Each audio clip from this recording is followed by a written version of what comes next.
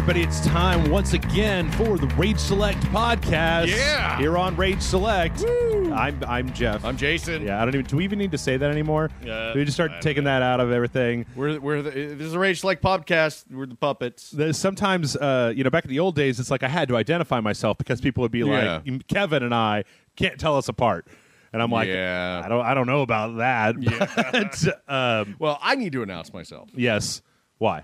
Well, because it's not always me. Oh, that's true. That's very true. Speaking of you, last week on the podcast, yes, you had a mission.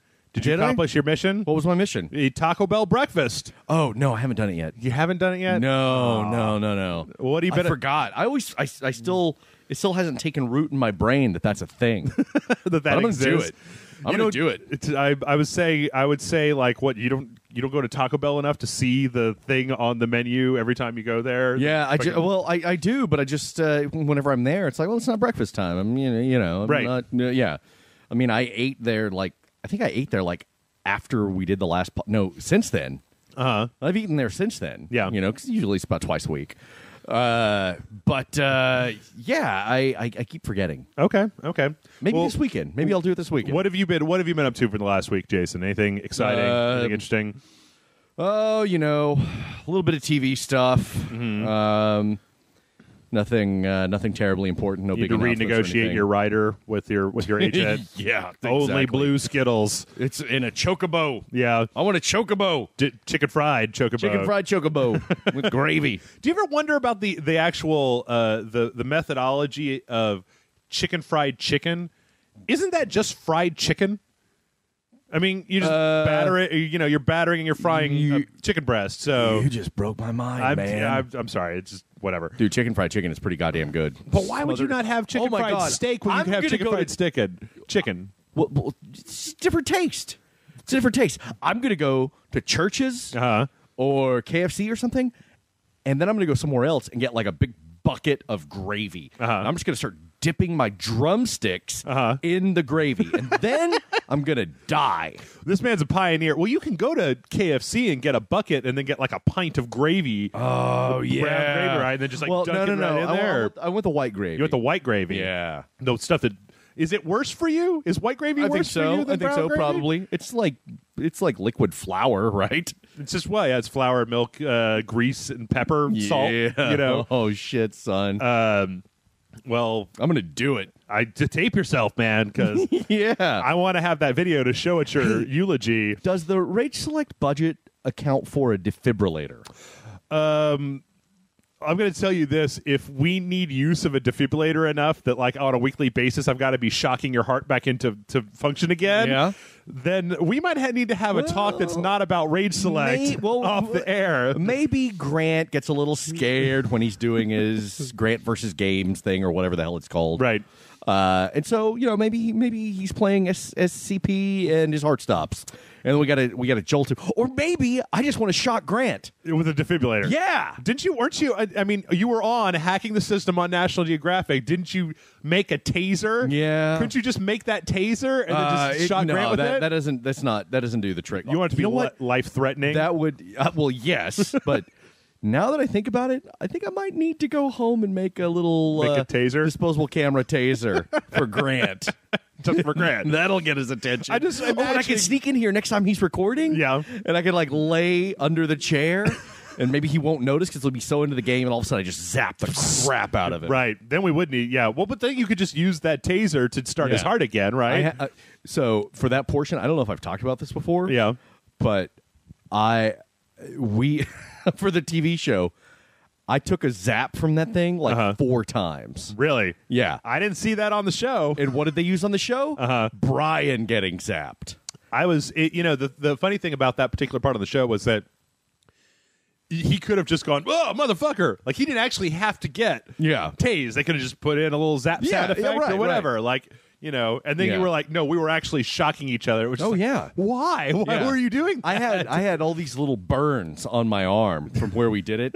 And when Brian did it, it's because he did it on accident. And that's the cut they used because the camera was rolling. Oh. He accidentally touched the thing. Yeah. But I got zapped on that, and on all of mine, I was just like, oh! That's very uncomfortable. That's not good. Yep. And they were just like, that's not the reaction we're looking for. They wanted, somebody spazzing out and jumping. Yeah, right. Exactly. I'm sorry I'm too much of a man to act like you're a little puppet. Well, speaking of Grant and the website, we got to do a couple of speak briefly with the people. We're making a little bit of a change we've got Grant's show, we've got John and I, the Savage Tits show, and then we've got another show that we're starting to put out. And I've gotten, when we first started these things, it was like, we'll put out Grant's show twice a week, we'll put out Savage Tits twice a week, and blah, blah, blah.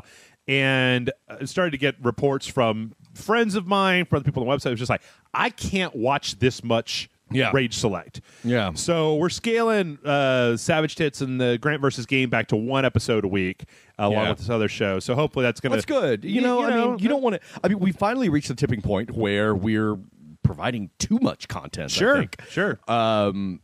Another thing? Yeah. Schedule. Okay. Posting a schedule. Here's what's here. I saw several people requesting that. I think it's a great idea. Okay. This goes up today. This goes up tomorrow. This goes up on Wednesday, etc. So far, Savage Tits has been a Tuesday, Thursday thing, and Grant's people shouldn't be expected to just know that. Well, okay. Yeah, we can put it together. Honestly, yeah. I don't have any fucking clue when anything goes up. I have no idea. I know that Indie Friday is on Friday. You know how I know that? Yeah, because it's called Indie Friday. Well, you could always you're over here like twice a week, and I usually see on the weekends. You could always just say like, "Hey Jeff, when does that show go up?" I have a problem though. Whenever I ask someone a question, usually it happens to people I'm married to, right? And you, okay. Which some people have said on the podcast or on the comments, I'm suspecting that Jason's not married to Alice and he's actually married to Jeff. Are people saying that? That has been said. That's not. That has been said by Allison. Oh. My wife. Yeah. Yeah. But whatever. Anyway, whenever I ask a question like that, sometimes I'll ask the question and then I immediately stop listening. Mm-hmm. That's a fault with me. You request information and then shut your brain down when you receive that information. Hey, don't take this the wrong way. I do it to you all the time. Okay. What are we playing today? Yeah. And then later I'm like, oh, I'm sorry, what are we doing today again? I just like this idea of a video of me talking and just the Dropkick Murphys just playing over it. Shipping out to Boston. And you're just nodding and yeah. But usually it's just like, what are we playing today? Well, we're going to be, whiskey. Yeah.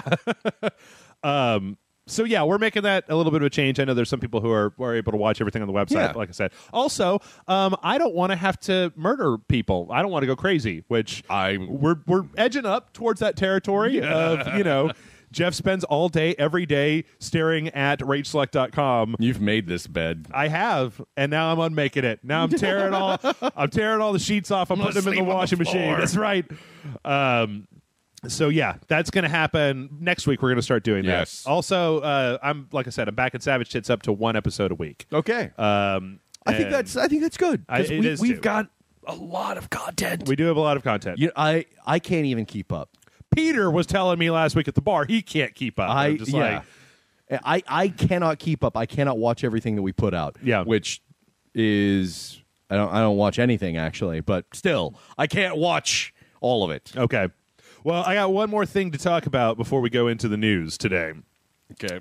Jason, have you yet seen Captain America? No. Okay. I haven't. All right. I don't fucking go to the movie. Have you seen it? I did. I watched it last week. You did? Wait, when? It was on Tuesday after we recorded. Did I know this already? No. You haven't been here since Tuesday when we recorded. So, okay. But yeah, after we recorded, I got everything set up. I walked my dog. I came back. I started everything rendering, and I was just like, there is a 10:40 show at this movie theater. I got to tell you, if you want to go see a movie and you don't like going with other people, 10:40 on a Tuesday night, there were like 7 people in that theater. That sounds awesome. It was do that. Really awesome. No, I have been told by my boss that he actually told me, and he repeated it. Yeah. He said, if you haven't seen Captain America by Monday, don't bother coming in. He said that. Yeah. And so I walked in on Wednesday. Okay, as of this recording, the movie had been out for like 5 days. Yeah. I walked in Wednesday to Rogues Gallery, and Randy says, so what'd you think? Yeah. I'm like, well, about what? He's like, Captain America. I said, oh, I haven't seen it yet. And he looks at me like I had just taken a dump in the front of his store. Sure. Just with this disgust. Yeah. Like, I don't even know you. Yeah. And I'm like, it's been out for 5 days. Yeah. And then one of my friends posted something on Twitter and Facebook. He said, hey, so when can we start talking about Winter Soldier spoilers? I'm like, it's been out less than a week, asshole. So you know why I went to go see it. Is because, and I've talked about this with Grant on, I think, a couple videos that you guys are going to see next week. At least on the Patreon video that we did for Last of Us, but we talked about it just briefly. We played Lego The Hobbit, and we talked about it there as well. But I'm going to repeat myself because I feel like this is fucking important. Like 2 days after Captain America came out, people started posting a thing. Spoiler. And I'm not going to say what it is Hail because Hydra. you fucking ruined the shit for everybody. See, no, that's not a thing. That is a thing. That's been a thing since like the 60s, man. Okay, but this is my problem. Did you see my Hydra keychain from like a year ago? Yeah, I had know. a Hydra keychain. No, I think I posted Hail Hydra way before this movie ever came out. Okay, so no, I'm not saying that Hail Hydra isn't a thing, all right? What I'm saying is that Captain America, the Winter Soldier came out. Yeah. And 2 days after that, people who are casual comic book fans and movie fans and stuff started saying that on my Facebook all over without any regard or anything like that. In the first Captain America movie. Yes. Did the trailers for Captain America, the Winter Soldier have anything about that? Why wouldn't you think that they would be there? It's fucking Hydra. It's the Winter Soldier. That was like a Soviet thing.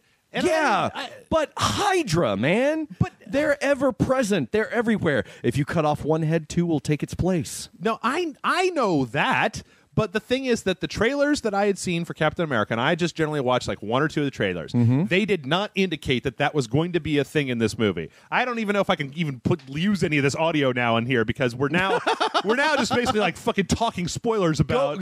Go in and just edit a whole thing. Just spoiler. Right. That's all you have to do. Just go in there and say spoiler real big. Okay. So we'll stop right now. Okay, we'll stop right now. I'll put time codes on. Well, okay, we'll stop in a minute. But like, I didn't know that was going to be in the movie. I'd like to go to the movie, and I feel like 2 days after it's out, starting to fucking throw up memes because I saw that and I was like, well, it's going to be like 48 hours before people start getting even more brazen and start throwing even more stuff up that I don't want to know. So I have to, like, I'm forced to go see the movie. Hey, you know who the Winter Soldier is? Yeah, I do. I do. And I did before I saw the movie. But the thing is that I knew that, but I didn't know the other thing. So, hey, guess what? Gwen Stacy's probably going to die in Amazing Spider-Man 2. Why do you? I haven't seen it. Why do you hate life so much? I'm not even saying. You know what? It's a spoiler, but is it a spoiler if I haven't even seen the movie and I don't even know? No, it's not. There you go. It's not. Guess what? They're traveling into the future. or into the past. Days of Future Past. Railed. Oh shit! We didn't talk about this, but there's something that we do need to talk about. You mentioned Days of Future Past. Do it. Oh, are you talking about that fucking Carl's Jr. commercial? Did you see that Carl's Jr. commercial? Oh, God. It was like... Go ahead. Grant posted it on Twitter, and I watched it, and I went like, this is a joke, right? Yeah. That's not what Quicksilver looks like, is it? Right. Like, no, it is. Totally is. In Days of Future Past. Like, okay, so if you haven't... Jesus. He's in the trailer, but you know... there have been people in movies, right? There have been younger people in movies, right? Yeah. We can agree on that. Sure. Yes. Yes. Sometimes sure. they will take those characters and they will dye their hair white. Yeah. Quicksilver, white hair. Yeah. That dude in that Carl's Jr. commercial does not have white hair. Wearing a silver wig. Yeah. Like, it didn't look anything like it belonged on his head. And then I was like, he's dressed like an idiot. He looks like a fucking raver. I'm just like, what the fuck, man? Yeah. It looks terrible. It looks so horrible. And I was, is this supposed to? I haven't even been one of the naysayers about that, where they put out the Sentinel and it was like, oh, the Sentinel looks terrible. I'm just like, all right, you know what? Let's wait and see. Whatever. Yeah. But then I see this and I'm just like, oh fuck. No. Here's a quick summary of my opinion / relationship with X-Men: Days of Future Past, the movie. Oh, cool. Days of Future Past. Yeah. Oh, that looks crappy. Oh, great trailer. Oh, wait, those look terrible. Yeah. This is going to suck. Oh, another good trailer. And then, Carl's God, really? Today they released, as of this recording anyway, they released a bunch of like promo photos of like, hey, here's Magneto deflecting missiles in the Cuban Missile Crisis or something, you know, and it's photoshopping the X-Men into famous historical events. That came out a while back though, didn't it? They've been doing more of it. Oh, okay. And one of them was, here's the natal ward at some hospital, and you see all these babies, and then there's a baby covered in banded steel. Okay. And it's supposed to be Colossus. Okay. And I'm like, oh, fuck you! Yeah. I was just, no, because, I'm sorry, I peeked. No, that's all right. It's all right. I'm going to turn it down a little bit. Because, and I looked at it and everyone's like, oh man, isn't this picture awesome? I'm like, no, it's not awesome, because mutants generally, most of the time, 99% of the time, right, don't get their abilities until puberty. Right, exactly. So at this moment, I am in the camp of screw you, Days of Future Past. But here's the thing. This summer, spring and summer, 4 Marvel movies. Captain America, Spider-Man, X-Men, and... Oh, okay, right. What else? There's another one. Guardians of the Galaxy. Yeah. Which I saw, they played so many motherfucking trailers before Captain America. I was just like, because I like trailers. I walked my dog and I like raced to the theater and I was getting popcorn. I was like, I gotta get in here. I gotta get in. Yeah. It was like, all right, the trailers are starting, and it was like, here's, God, what did they even show? It was all the geeky stuff. God, I can't even remember. Interstellar, Guardians of the Galaxy. No Interstellar. Guardians of the Galaxy. Okay. Really stupid looking Adam Sandler movie. I don't think Godzilla. The one with ScarJo. Under the Skin? Yeah. She gets completely naked in that. Hey, somebody told me once upon a time in the island, when she was in the island, that there's a thing where she was like, gave her like this lingerie that she had to wear in a scene, and she was just like, this is really ugly lingerie. Can I just be naked? And they were like, no, this is like PG-13. You can't just totally be nude. And meanwhile, the crew is like, yes, you fool, you a foolish fool. So many trailers, and seeing the Guardians of the Galaxy trailer again. Like every time I see that trailer, I'm more excited for Guardians. I've never read Guardians of the Galaxy. I don't know anything about it. I don't know enough to be disgruntled that they change these things. You guys, if you want to read, and this is for you too, Jeff, if you want to read some Guardians of the Galaxy, hit me up on my Facebook page or Twitter. I will direct you to the good Guardians of the Galaxy stuff. Yeah. There's some stuff coming out right now that is subpar. Okay. Under the Guardians of the Galaxy banner. It's not nearly as good as the stuff that inspired the movie. Okay. So let me know. I just really like the pace of that trailer and the jokes that they make and the music and everything. It's very crazy. Fun. Yep. I love the meme going around where Warner Brothers is like, well, you know, it's too early. Difficult to do a Wonder Woman movie. Oh, right. And Marvel's like, here's a talking space raccoon. Right. Fuck you.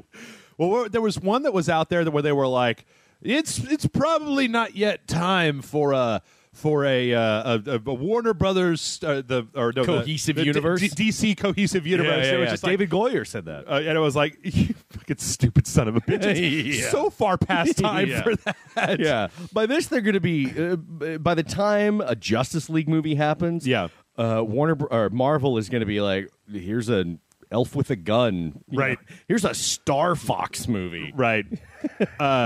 Here's a movie about Wong, Doctor Strange's sidekick. There was actually one more thing that I wanted to mention before we jump into the news, and that is there was a wonderful editorial. I think that you probably read it too. So there was a guy who wrote this editorial that was about why Captain America needs to be a dickhead. Did you read that? Oh, no, I didn't. I saw it, and I was just like, no, you're wrong, and I didn't read it. And then there was another guy who wrote a very wonderful refutation piece about why do superheroes need to be assholes? Like, what's wrong with Captain America, Superman, and who was the other one? John Cena, he used from the WWE, right? Because these are all, like, good people, right? Yeah. And he's saying, like... you guys should just go find it. I can't remember where the hell it was, but if I find it, I'll put a link down in the description for this. But it was a really wonderful thing. That's what I've been saying for years. That is like, you don't have to have Captain America can be like a good person who sticks to his morals, and he's like, I want to do the good thing. And there's a large contingent of people who don't like Captain America, don't like Superman, don't like things like that. And they're just like, these are naive characters. They're stupid. Well, they're boring. Stuck in the blah, 90s. Blah, blah. These people who think everyone has to be Deadpool and Wolverine, right, and Batman. And I, for one, like I've said this before, but I thought that when I went back and rewatched OG Captain America, the first one, right, and I thought that Captain America. That Chris Evans' Captain America in that movie made a much better Superman than fucking Man of Steel did. Because he's such a naive, like, I want to do the right thing. I want to do the right thing. My favorite moment in the first Captain America movie is when he jumps onto the grenade. Yeah. You know, I was just like, yes. I think that is Steve Rogers. I really like it before he goes into Super Soldier program where he's in the alley trying to fight those guys and he grabs a trash can lid. It's like, yes.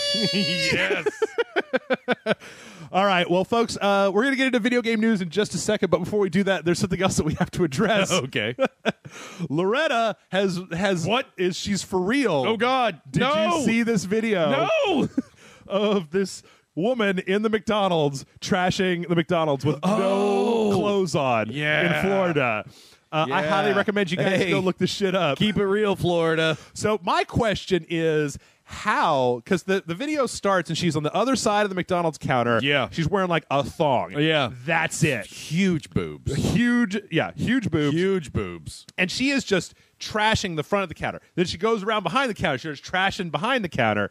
Then she sticks her head under the soft serve machine and gets some ice cream. Yeah. Then, crazy bitches need ice cream, man. Then she gets an ice cream cone and makes herself an actual cone and then just kind of like stands there eating it. Yeah. So what I want to know is how did the clothes get off in the first place? Well, was she in McDonald's and she was just like, fuck everything? Yeah. That's a good question. I mean, we've all felt the urge to get naked in a fast food restaurant. Have we? Yeah. I haven't. Those places are gross, man. I fight that impulse all the time. Really? Oh, yeah. To get naked in a fast food restaurant. Yeah. I mean, I want next time you go through the Arby's drive-thru and see how the meat is stacked up and everything, and you look at those pictures, what's it make you think of? What's it make you think of? Vag. We've already gone over this. I know, but I'm bringing it up again. But if you look at the way the roast beef is stacked in the pictures of Arby's sandwiches, it looks like pussy. Okay. And you just want to jump on that. You just want to fuck that big Montana. I just want to fuck that big Montana. I can find you some bars where going in and being like, I want to fuck the big Montana. That's going to get you in trouble. It's that big dude over at the side. Yeah. I'm Montana. Yeah. He's like wearing a lot of leather and and hairy. But I want to know generally what the fuck is going on in Florida. Florida, man. What's happening? What's Florida? in the water down there that's making people like this? I'm so thankful for Florida because that is the only thing that's keeping Texas from being just absolutely bananas. Texas and Arizona are just like, oh, thank God Florida exists. Yep. Yeah. I saw that article and I immediately started searching the internet to find out I want to know the rest of this story. Like, I want to know, was she on meth and she was like, I need an ice cream cone? And there was an interview with her, and apparently she had some sort of breakdown. Okay. Which is making the story sadder because I do think that that's not as funny anymore. I know that she's got some mental health issues. I think she said she had been, if I'm not mistaken, that she had been diagnosed as bipolar, which... That is way less funny than someone having, eating a bunch of bath salt, taking a bunch of bath salts and rampaging through McDonald's. It's you watch these videos with people freaking out, and you're like, oh, this is awesome, right? But but then if you think about it, a lot of them are having actual psychotic breaks, and that's a sickness, and so it's like. It's like making fun of somebody with diabetes or cerebral palsy or something like that. And so suddenly it becomes way less funny. Yeah. Because I like to imagine in my mind that she was just sitting in her house, like, not even on drugs or drunk or anything. Yeah. Just like, just sitting there watching TV, and it was a fucking like a network, like the movie Network. She was just like, I've had enough. Yes. Tears all of her clothes off and jumps in the car, and she's like, I gotta find the nearest fucking consumer orgy around. I mean, yeah, that'll work. Yes. Fuck it. Ooh, ice cream. Yeah. I wish she just rubbed it all over her body. That's my only regret about that video. I wish she had just like bathed under the soft serve. Yeah.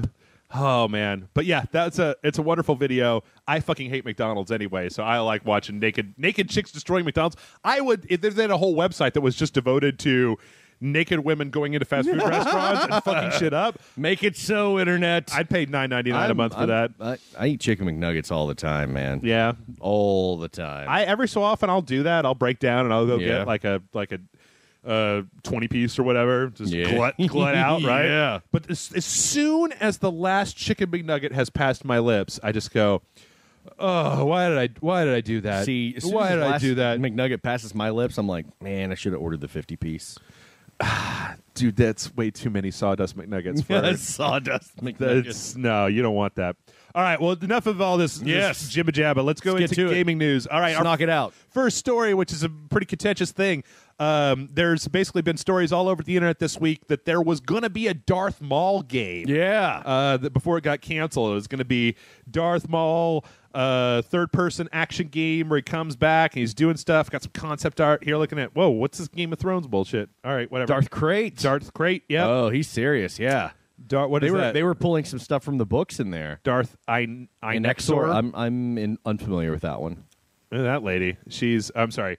So yeah, there's some video out there. There's a cutscene that they had that kind of looks like Clone Wars style. Oh, I didn't see the cutscene. You didn't see the cutscene here? I saw the gameplay. I can show you right now. Yeah, I watched my first episode of Clone Wars the other day. Oh yeah, it's pretty damn good. That's what you were telling me. I liked it. Did you dug on it? Yeah, it was way better than that movie. Yeah, because that movie was dog shit. That's what everybody keeps saying. I might have to check it out. I stalled out on Fringe. So really? Yeah. On the 5th season, I kind of stalled out. Oh really? Well, it's almost over. Yeah, I know, but I don't know. I've got a few more episodes before I finish. Then they Fringe. put season 3 of Bob's Burgers on Netflix. No, it's like, I want to watch Bob's Burgers.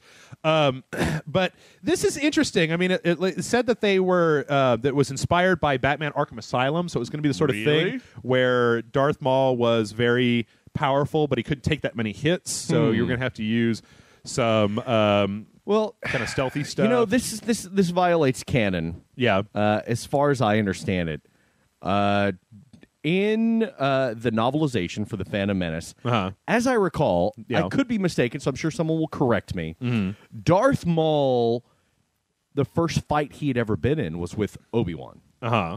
In the Phantom Menace. Okay. Because he had just trained his entire life, right? But had never been tested. Yeah, and so here we have this game where it's showing him fighting all these people. So that ain't canon. But I like the idea that Darth Maul's been training for years, and then he actually goes out to have a fight, and he just sucks at it. Like, goddamn, drop my lightsaber. He's like the fat kid, the Star Wars kid. Oh, that's. Okay, that was actually a Clone Wars video. That may be something completely different. Okay, never mind. Anyway, but we've got some video here, and it looks interesting. The only thing that I thought it looks cool was interesting was there's 2 upcoming seasons of the Clone Wars. Darth Maul's brother, Savage Opress. Oh yeah, kind of a stupid name. You know, it's like once you become a Sith Lord, yeah. You got to get a dumb name. It's just not even a dumb name. It's just like, well, what's your name? Darth Sidious. Oh, you're evil, right? You know, what's your name? Darth Malice, right? Oh, okay, you're clearly evil. I'm Darth Rainbow Sunshine. Exactly.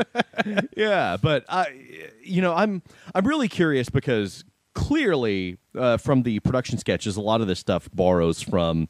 Expanded universe arcana stuff that was included in the movies, right? Or in the books and stuff like that. Yeah, which, according to what I'm reading, now that Disney is making more movies, that they're like tossing a lot of that, maybe most of it, aside of the expanded universe stuff. Yeah, really. Yeah, and. The expanded universe is huge.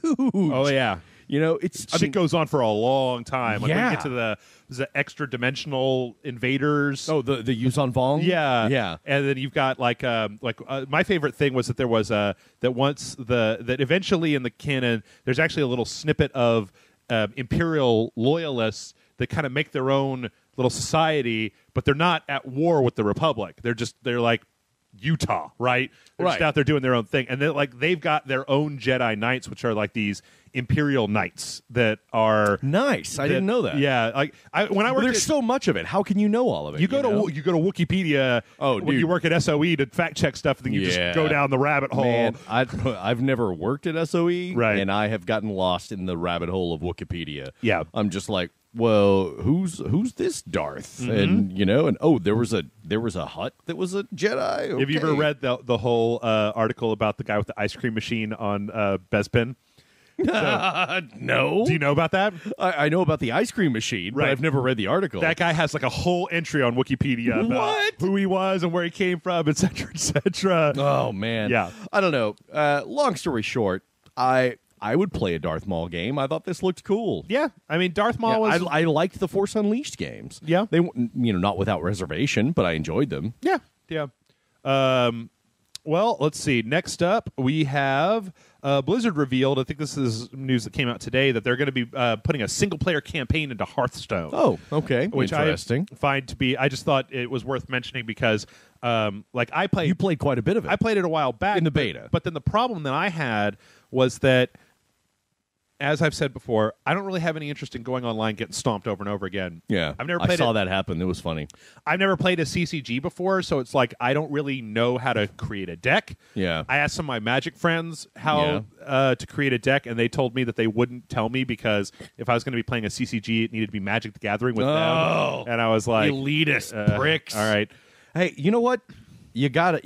You got someone within the Rage Select circle that can teach you how to build a deck. Right, Allison. Well, one of the first conversations I ever had with Allison was her telling me about her green and white deck.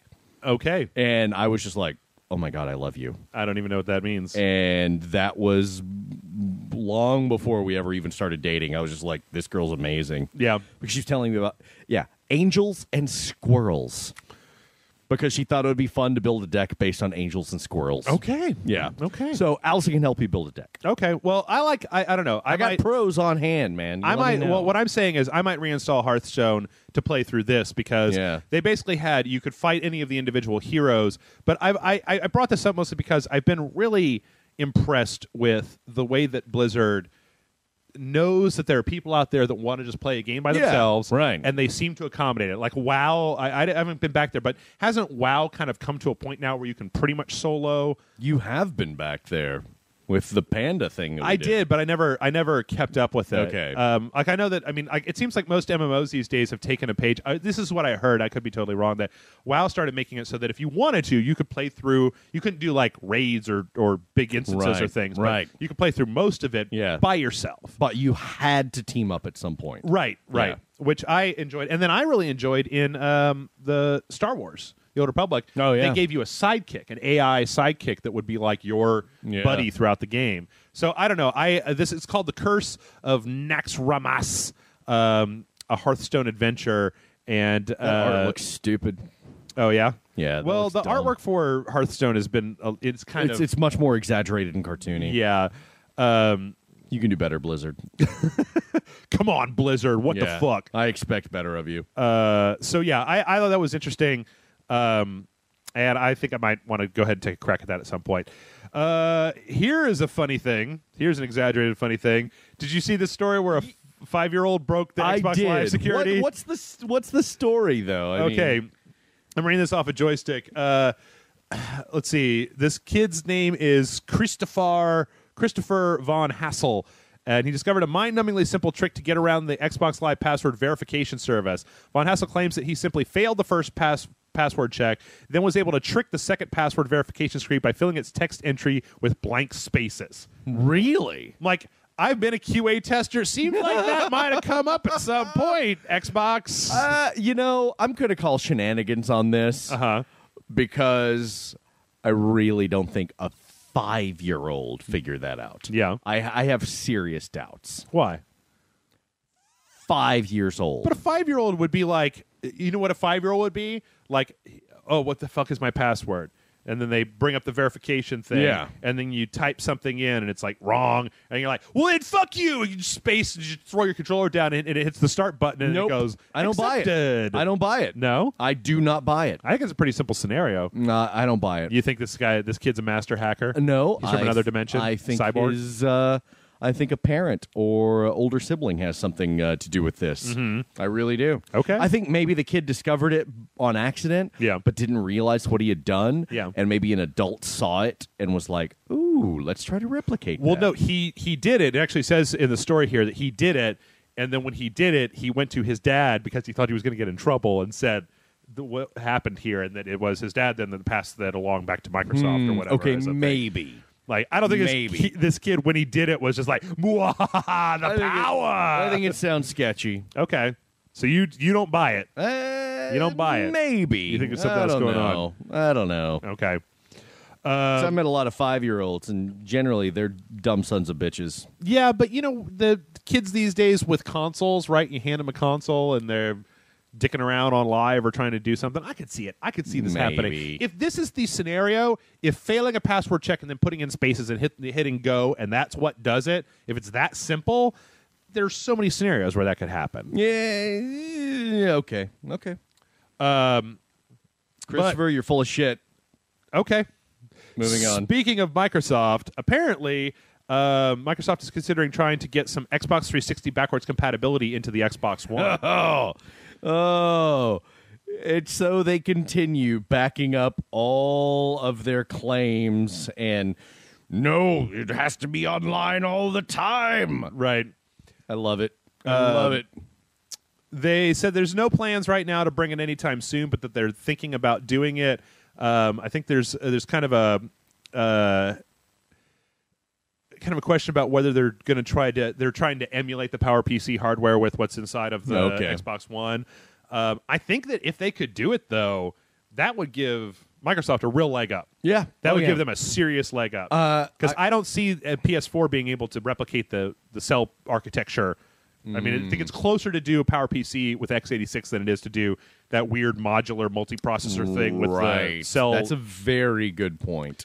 I think it would be in anyone's best interest to make things backwards compatible. And we've talked about this before, but if you look at older generations of systems, nothing was backwards compatible. Once you got an N64, you didn't expect your Super Nintendo games to work on there. It was once backwards compatibility got introduced that we started expecting backwards compatibility. Yeah. And that was mainly, for my money, that was mainly the PS2 playing PS1 games. Yeah. Because the Xbox 360 had like an emulator for some Xbox One games, but I don't think it would play all of them. I'm pretty sure that was the way it was. Could the Dreamcast play Saturn games? I don't think so. I don't know. I mean, Super Nintendo couldn't play NES games. Fucking N64 couldn't play those. So, yeah, as near as I could tell, that's the interesting thing where there's only been a handful of consoles that actually had backwards compatibility. Exactly. And a lot of people are getting indignant about consoles not having that ability. Yeah. And I get it because you've gotten used to it, but really it's not a standard. I would like to have it. Yeah. Don't get me wrong. Yeah. I'm kind of with you where it would be nice, but I understand why it's not usually possible. I think that what maybe would be a solution to this is if there was there was talk at one point about, or some podcast I was listening to where they were talking about like making like some kind of like just taking like the CPU core out of the Xbox 360, right? Just take the core out of it, and then sell like a $50 USB thing that you can plug into your Xbox One that has those procs on it, and then emulate the rest of it with the RAM and the processing power that's already there, so that you can still play that stuff. But then again, I don't know where the software side of that comes in. It's probably way, way more complex than that. It is.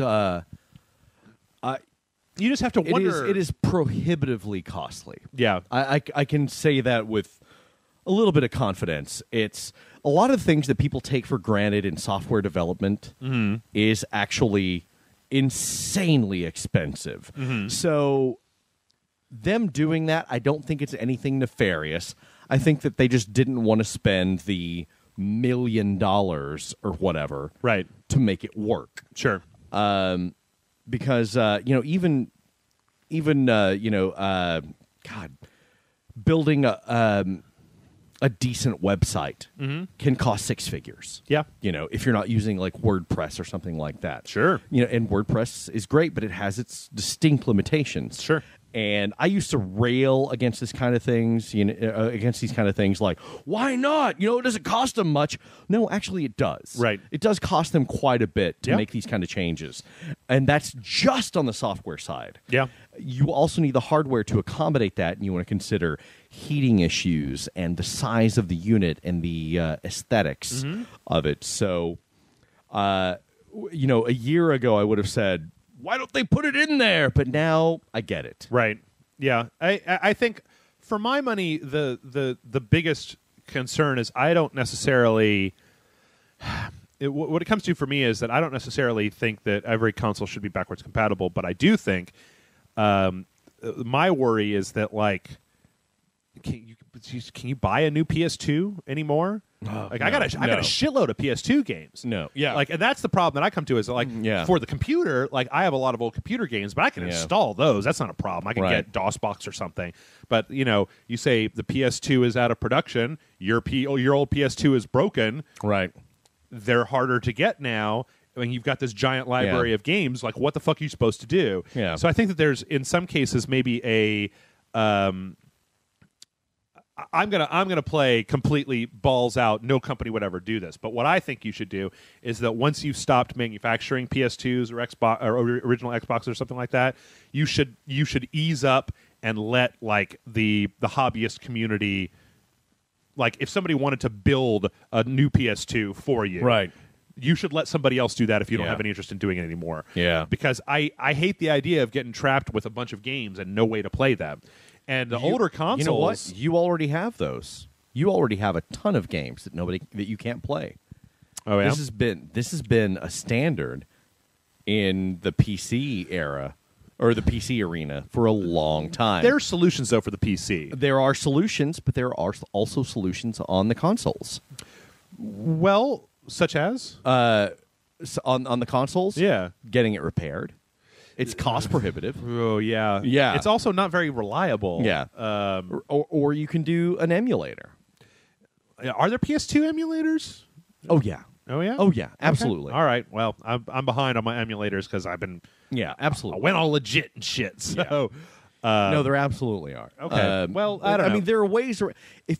If you want to play a game and it's old and dated or whatever, there's a way to make it happen. It might cost money, it might cost time, but you can do it in this day and age. Unfortunately, it is not as easy as it should be. Yeah. I guess that's kind of where I am. Like, I don't know. Anyway, I think that if they were able to get this stuff working, I don't think that it probably will end up being a thing, but if they were able to get full 360 backwards compatibility working for the Xbox One, I think that would actually be a really big coup for Microsoft. Absolutely. They're like, all your old Xbox 360 games totally work on this console. Yeah, that would be awesome. All right, here's an interesting story. So we played Lego The Hobbit last week, and apparently... I didn't know this when we played it, so even though this podcast will be coming out before the video goes up, whether it was going to have all three parts in it, right? Because it's following the movie story. Yeah. And the first two parts are out, but the third one isn't. Mm-hmm. So apparently Travelers... Generally, the first two parts come out before the third one, yes. Well, it's a weird time we live in. Okay. Okay. Apparently, the if you buy Lego The Hobbit, it covers the first two movies. Right. And that in December, when the third movie comes out, they're going to have a massive chunk of DLC that comes out that adds the third movie into the game. I've seen the first two Hobbit movies. I don't see how there's going to be a third, because the second Hobbit movie, spoiler, pretty much ends with really close to the end of the book. No. You've forgotten. What did I forget? Okay. I'll tell you off the mic. I'll tell you off the mic. All right. That's what I thought too. And then I went back and read the book right before I saw the first movie. Oh. And there is a big chunk of shit that happens after that second part. Really? Yeah. And you totally forget about it. You totally forget about it. But there's a big old bunch of plot that happens after that. Well, no, that's... I thought this was just interesting. I think it's that's been cool. a very slow news week, so I picked up what I could. No, I think that's cool. The only thing is that it doesn't seem like it's super, super clear, and I didn't troll around the internet or whatever, but I hope that it's free. I hope that they're not like, you got to give us $20 for the third part. I don't know. Yeah, that's a good question. Traveler's Tales, generally, they don't seem like a super, money grubby. They're already making money hand over fist. Right. Because the Lego games are huge. I went and typed in Lego on VG charts, which we've established is not, the best, right? Sure. But I just typed in Lego. Yeah. And it lists all the Lego games. And at the very bottom, it has the combined sales total. How much was it? 100 million copies from all of 100 million copies. Right. Yeah. Damn. Yeah. That's a lot of cheddar. Which, I keep saying is, I'm like, Jesus, God, we had Lego the movie. Yeah. Like, 2 months ago? Yeah. 3 months ago? And now the Lego The Hobbit is out. I'm just like, fuck, man. I don't know. I don't super, super care for the Lego games. They all... Like, I maybe play one every couple of years, but it's not like I'm just like, the next one's coming out. Well, once you've like really sank your teeth into one of them, right, it becomes a little repetitive. I think that it's weird that it's for the Lego games. For me, it's always been like I would be more interested in playing this game if I was more interested in the property, right? That it's okay. More about what license they're using for this game. So like, I didn't super care for the Hobbit, so I'm just like, you know what? I've had the Lego Marvel game, sitting at home since you gave it to me for months. Yeah. Haven't even loaded it. And you know how I love Marvel. Yeah. And that was fun when we played it. Yeah, it was cool. Was it last year? God, it was a long time ago. It was a ways back. Yeah, that's... But still, it's like, it's a Lego game. Shame on you, Jason. Games need... No, I've had Cargill riding my ass to play Marvel Heroes. Oh, yeah. And he's been on me for like months to do this. Yeah. I just don't have time. But I want to. Yeah. I want to play the Marvel Lego game, but like with Marvel Heroes, it's like, it's okay, yeah, okay. And then especially with Marvel Lego, it's like, it's a Lego game. I've played that before. Yeah. Well, let's see. It takes a lot to get my attention. Yeah, you got to really be... It's like I've watched a lot of porn, so you got to really weird with it. You got to get really weird with it to give me a boner. I worry. I don't know if we've talked about this before, but I worry about porn. Because I watch... I'm not making any bones about this. I watch porno. Sure. And increasingly... I've learned the key words to get around this, but increasingly just the general... porn that comes out. Yeah. It's pretty mean. It's like the stuff that's being done to these ladies. I'm just like, I don't want to see you gagging. I don't like. Oh, here's Jeff. Yeah. Acting like he's a character on Downton Abbey. Am I? Oh, hello, my lady. Would you like for me to put my penis into your mouth? No? All right. Well, how about some tea? There's a difference between not wanting to see somebody slapped in the face until their mascara is running in just general pornography and being some kind of like uptight British butler. It's one or the other. It's one or the other. You got to pick. I know what I've chosen. Jesus. All right. Both. Speaking of porno. Slap the French maid in the face. They're back on this company's doing like a documentary about excavating the legendary ET landfill, Atari 2600 ET landfill. Yeah, why? For money.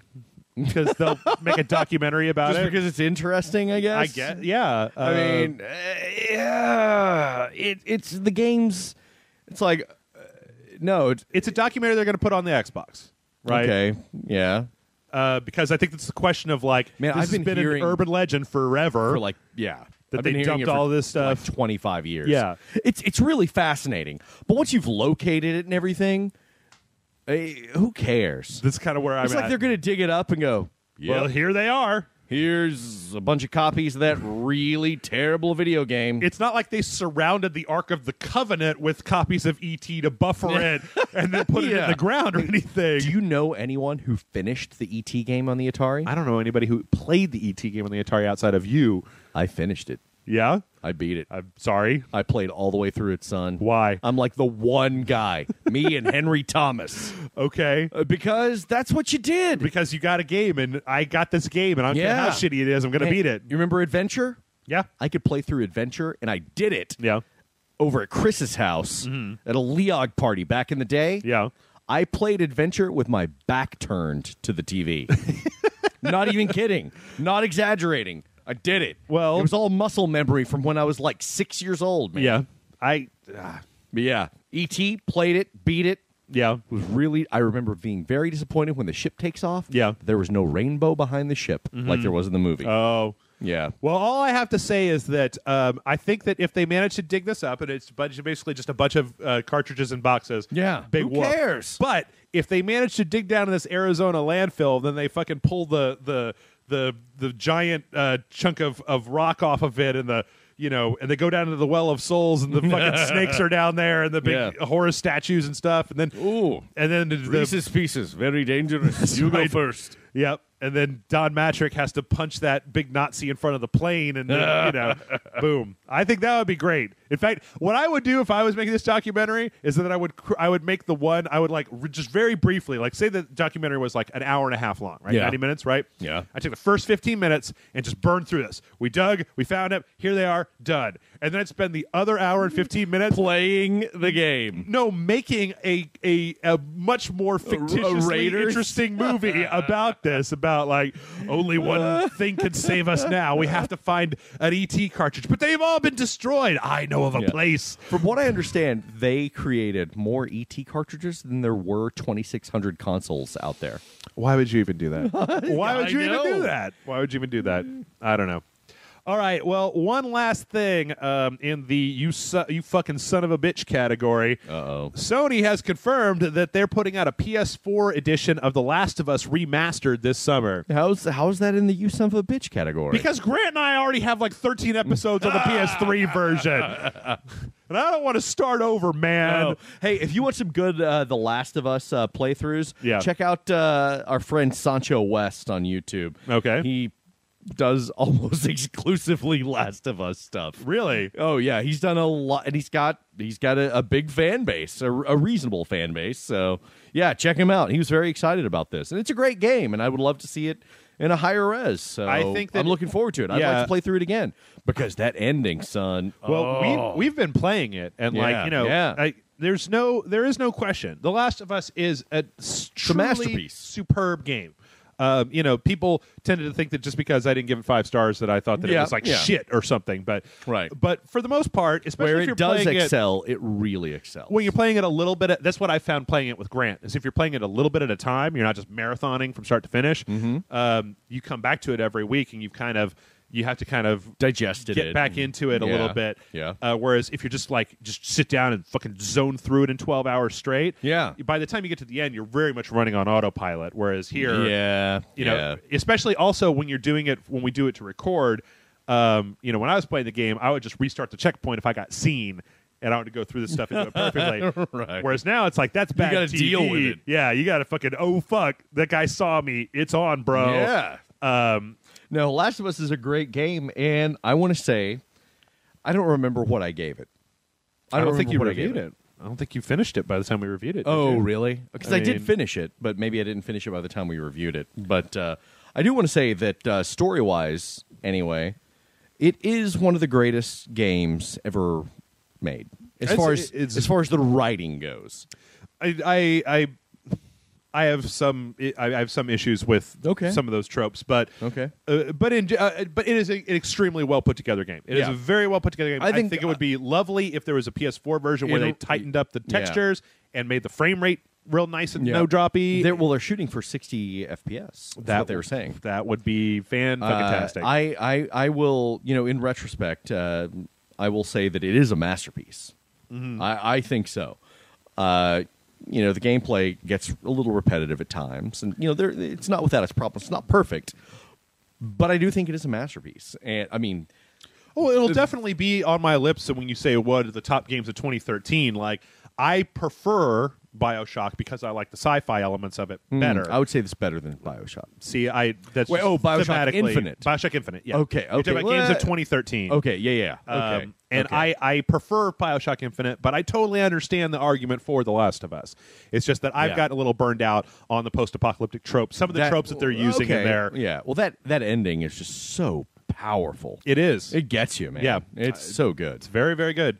So I don't know when this comes out. We'll have to look at it. Maybe take a look. There's fucking nothing right now. Like I don't know. I think that next week, Jason, I might. Well, make it comes out this summer. We'll be deep in the throes of nothing. Of not going to E3. Watch Dogs. Yeah, that's all we got. I mean, like that's all we have to look forward to. You better pray that something that I don't know about comes up next week, because if not, we're playing Connect Sports Rivals next week, and I know how much you love Connect Sports Rivals.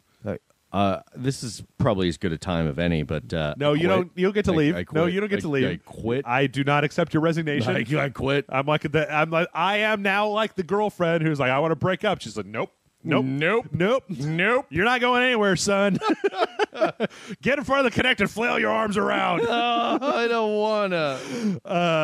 And that's all the news. I said it was a very light news week. I'm glad that lady took all her clothes off, because that was the most interesting news that came out this week. Make sure you watch the uncensored videos, because, big boobs and wackiness. Yeah.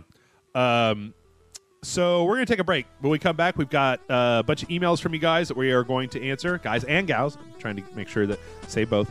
That address is mail@rageselect.com if you want to send in your questions. So we're going to take a minute, and we'll be right back.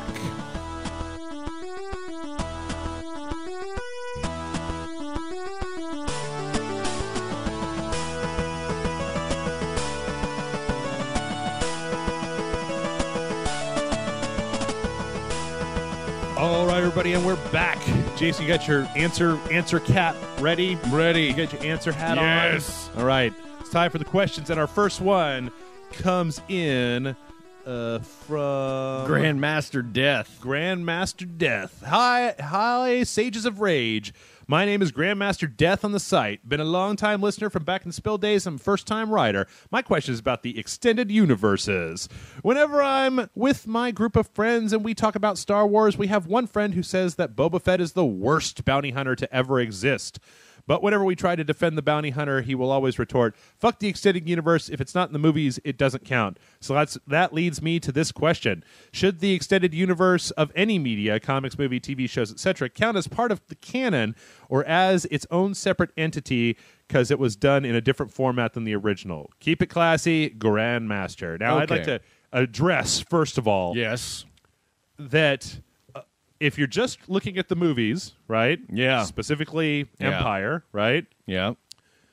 They hired a bunch of bounty hunters. Yeah. Boba Fett was the one to catch Han Solo. Yes. Why is he the shittiest bounty hunter in the galaxy? I don't understand. Like, yeah, right. Like he was the one. I mean, Bosk and IG-88 and all those guys were there. Your friend is kind of wrong. Kind of wrong. Well, he does have another argument where it says if it's not in the movies, it doesn't exist, because you have stuff in other movies that people, especially like some of the Marvel movies, which have this large universe. Yeah. Like I know a lot of people are saying, well, why didn't Iron Man show up in Captain America 2? Or why didn't Iron Man call the Avengers in Iron Man 3? Exactly. Yeah. And so and you have all of these things where people will say, well, it's because if you look here in this short film that was, released on the DVD for Thor 2: The Dark World, you'll see that Iron Man couldn't be there because blah blah blah. I'm just making that up. Right. And I think they have a good point. Or I think the friend has a good point where I think the movies need to be able to stand on their own. I think everything needs to be able to stand on its own. I totally agree with that. Yeah. I 100% agree with that. But saying that Boba Fett is the worst bounty hunter in the universe, well, your friend's a goddamn idiot. I mean, I guess if you look at him, like, they just showed him on the movie having a bad day. He was in Jedi. Well, in Jedi. In Empire, he's fucking great, right? He's a pimp. Right. He tracks the Millennium Falcon. Mm-hmm. Spoilers, you guys, for Empire Strikes Back. Yeah. He tracks the Millennium Falcon. He fucking calls the Empire in. Mm-hmm. He even Boba Fett's one of the only characters I've seen outside of the Rebels, right? That just straight up like kind of gets up in Darth Vader's face a little bit. Exactly. He's no use to be dead. Right, exactly. Yeah, and also no disintegrations. It's like, all right. Exactly. So, no, your friend is wrong, But he's also right about extended universe and stuff like that. Your question about extended universe is it does piss me off when they rely to, especially there will be times when like you'll have they'll use it to fill in a comic, the interim comic or something that comes out. Yeah. Now I will say that like there was the when it is okay is if it's in the same medium. Like I remember specifically, you had Pitch Black, right? Yeah, and then you had Chronicles of Riddick. And then you had Chronicles of Riddick Dark Fury, the animated thing that bridged the gap between the two of them. Yeah. That's fine. But well, it depends on what you treat as the primary source of all information. Sure. You know, like George Lucas said that and this was a comment full of hubris. Right. He said that it was like the Catholic Church. It was the Father, Son, and the Holy Ghost. Okay. That he was the Father, that the movies were the Son, and that the expanded universe was the Holy Ghost. And so it was Did he say that? He did. What a fucking egomaniacal, crazy guy. Jesus, George. He did say that. Get your shit under control. Yeah. And so he said, you know, the expanded universe is interesting and everything, but I can override it at any time. Right. And anything in the movies overrides the expanded universe. Right. You know, I get what he's saying. It sounded like the statement of a psychotic. Right. I've always treated expanded universe stuff like just like, dude, I love this property. Yeah. I want more. Yeah. I want more. I don't know. With that, I have to treat everything like, okay, well, where did it start first? Yeah. You know, it's so that's the one true source, right? You know, it's like if you're playing a video game based on a movie and the video game deviates from what you've seen in the movie, well, you treat the movie like canon, right? If you're reading a comic book that's based on a video game, then you treat the video game like canon. Yeah, okay, you know, I gotcha. That kind of thing. It's like where did the source material come from? Yeah, you know. Also, wait, in the Star Wars universe, didn't they did a comic, right, where like Boba Fett crawls back out of the Sarlacc pit? Oh yeah, that was in the original Marvel series, and I think they revisited in some of the Dark Horse stuff. Okay, but yeah, he fought his way out of the pit of Carcoon. Yeah, so yeah. I disagree with... You can tell your friend that Rage Select says that he's full of shit when he says, or at least I need to know more of his argument of Boba Fett's the worst bounty hunter of all time, because all he's doing is watching the movies. I don't understand what the fuck he's talking about. No. In the movies, yeah, he died ignominiously in Jedi, but, you know, maybe we were just seeing him have a bad day. But as far as everything else goes... Dude caught Han Solo. Well, plus, I mean, I don't know in the expanded universe, but at least from what we've seen, what we see in the movies, right? Boba Fett fighting Luke Skywalker, at least in the movies, is the first time that we've seen Boba Fett fight a Jedi. Yeah. Like, maybe that dude's used to taking down Wookiees and rebels and shit like that, and suddenly this laser sword magician man comes out and, like... I could be wrong. You know, I've heard two different theories about this, and you have to forgive me. I haven't read a lot of the expanded universe stuff because a lot of those books are, let's be honest, really poorly written. Tim Zahn stuff's good, though. The Tim Zahn stuff is good. I found my old copies of Heir to the Empire the other day. And I finished that James S.A. Corey one that I was telling you about. From the guy I heard that was that. really good. I really liked that one as well. Brushwood says good things about that as well. Oh, yeah? Yeah. But you'll notice that Boba Fett has this braided hair as part of his uniform. Wookiee pelts. And is it Wookiee pelts? I believe so. I don't know what they decided, if it were Wookiee pelts or if it were Padawan braids. Those would have to be like Padawan ponytails. Okay, they're like real long. I mean, you know, yeah. So I mean, if you're wearing Wookiee pelts, that's pretty much a sign. You know, that's like having bad motherfucker on your wallet. Right, right, exactly. So yeah, all right, Grandmaster Death. There you go. Our next question, we've actually been getting a lot of questions, and I'm kind of glad of this. I want to just take a moment here and say we've been getting a lot of questions that aren't specifically like, what is your favorite X video game? Yeah. Or what do you think about this? We get a lot of interesting off-topic stuff. You guys are kicking ass. So Very keep them good. coming. All right, this next one comes in from B Hammer 100. It says, "Hello, my friends at Rage Select. It is the hammer with a B in front and 100 at the end." That's a bit of a mouthful. That's a mouthful. That's maybe part of his rap. I don't know. I've been thinking about getting into the Star Trek universe for some time now, and I was wondering where to jump in. Should I start with the original series with Spock and the always wonderful to listen to William Shatner? Or should I start with the Next Generation? I've seen a few episodes and I find them really interesting. I've also seen parts of the movies, and like the TV shows, I really enjoy the old school look that they have. Live long and prosper, be hammer. I like these questions because we get Star Wars and then Star Trek. Yeah, well, you're the Star Trek expert. What do you think, I? man? Oh, well, yeah, you don't really much more so than me. I mean, I love Star Trek. Okay, well, what I'm going to say is that if you've watched the TOS, if you watch the original series Star Trek, he hasn't. Okay. I would say that, first of all, I'd say if you want to do this, rule number one, go get yourself a Netflix subscription because they're all on there. Yeah. Every one of them's on there. Man, I love the original series. Of course, too. that's, kind of my retro sensibilities and everything, but Right. I love that stuff. And you're going to find this, okay, I'm sorry to cut you off. No, that's all right. My take on it is there's a lot of stuff. Star Trek fans and creators are very reverent to what came in the past, right? For the most part, and so you'll see a lot of stuff in the Next Generation and in the films and everything that is mined from the original series. Sure, and so you'll get the joke, you'll get the reference if you've seen the original series first. What I can say is that so you're going to go back on. I would say here's what I would suggest: go back and watch TOS. Right, if the first episode turns you off, keep watching, because the pilot episode was when it was different captain. So if the first episode with their weird Star Trek sweater vests messes you up, okay, go on to the next episode. If you can get on board with the 70s retro sensibility, like one of the things to remember... 60s, right. Yeah. One of the things to remember, of course, is that a lot of the things that Star Trek was doing, they were kind of pioneers at, right? Yeah. So you've seen a lot of these tropes in other stuff. Somebody's like, this is just like... It's the Lord of the Rings syndrome where you're like, right. Lord of the Rings is totally ripping off World of Warcraft. And you're like, no. It's the other way around, bro. So I would say watch the first episode. If you like it, great, keep going. If you don't like it, watch the second episode. If you don't like that, skip ahead to the beginning of season 2 of TOS, because that's when they brought in Chekhov. Yeah. And they really started hitting their stride, right?